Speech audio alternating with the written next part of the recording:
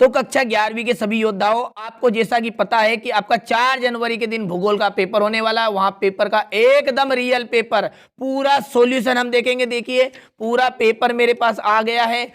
काली मिट्टी, क्या नाम है रेगर मृदा का दूसरा नाम? काली मिट्टी। बरखान का निर्माण किस कारक के द्वारा होता है? पवन के द्वारा होता है। भूगोल शब्द किस भाषा से लिया गया है? तो ग्रीक भाषा से भूगोल शब्द लिया गया है। कौन सी नवीन पर्वत श्रृंखला है? हिमालय। हिमालय क्या है? एक नई श्रृंखला, पर्वत श्रृंखला है। इनमें से कौन सी अवधि लंबी है? तो इयोन की सबसे लंबी अवधि मानी जाती है। तो ठीक है, यहाँ पर देखिए आपको इसमें ये 1147 सेट ए, ये आपके एक रियल पेपर की पहचान होती है। ठीक है, बहुत सारे फर्जी पेपर यूट्यूब पर चल रहे हैं, आप उनके बहकाव में ना आइएगा। ठीक है, अब देखिए उसमें ऐसा होता है कि जो सही पेपर देते हैं वो उनका भी गलत माना जाता है, तो इसलिए बहुत सारे बच्चों के मन में ये शंका रहती है कि ये भी गलत पेपर होगा। पर मैं आपसे वादा करता हूं, देख लीजिएगा, आपको इसमें से 60 से 65 नंबर जरूर आएंगे।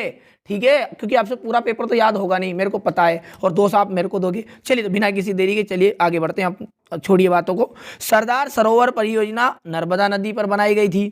सबसे छोटा महासागर है अंटार्कटिक। इसमें तीसरे में आएगा धरातली। ठीक है, पांचवे की यदि बात करते इसमें सामाजिक लिखेगा, और छठे में आप कर देगा अटलांटिक। ठीक है, क्वेश्चन नंबर 3 में है सही जोड़ी। 5 नंबर आपको फालतू के मिलने वाले हैं। ठीक है, गांधी सागर बांध चंबल। स्थानांतरणी कृषि, इसका मिलान करेगा उड़ीसा और छत्तीसगढ़।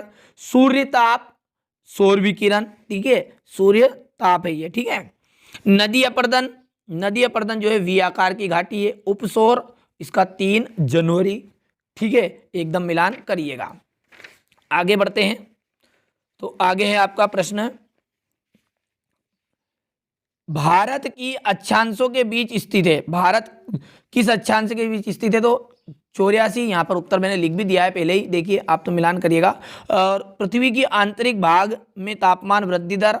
ठीक है, भूकंप मापी यंत्र को क्या कहते हैं? सिस्मोग्राफ। शंकुधारी वनों को क्या कहते हैं? टेगा। ठीक है, टेगड़ा मत कर दीजिएगा, टेगा है। ठीक है, और भारत का दक्षिणतम बिंदु कौन सा है? 606 डिग्री 45 उत्तरी अक्षांश है।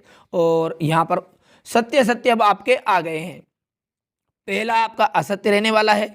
लेटेराइट जो मिट्टी होती है वो देखिए बहुत ही कम उपजाऊ होती है, और ये बोल रहा है अधिक उपजाऊ, तो ये बात भी गलत हुई।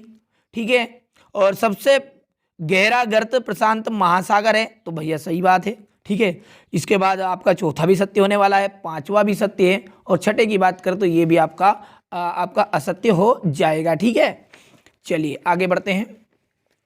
क्वेश्चन नंबर 6, तापमान की व्युत्क्रमणता क्या है? इसके प्रकार आपको बताने हैं। वर्षा के प्रकारों को संक्षिप्त में समझाना है। आपदा क्या है? उदाहरण दीजिए। बाढ़ को कम करने या रोकने के कोई 2 उपाय लिखिए। बांगर और खादर में क्या अंतर है?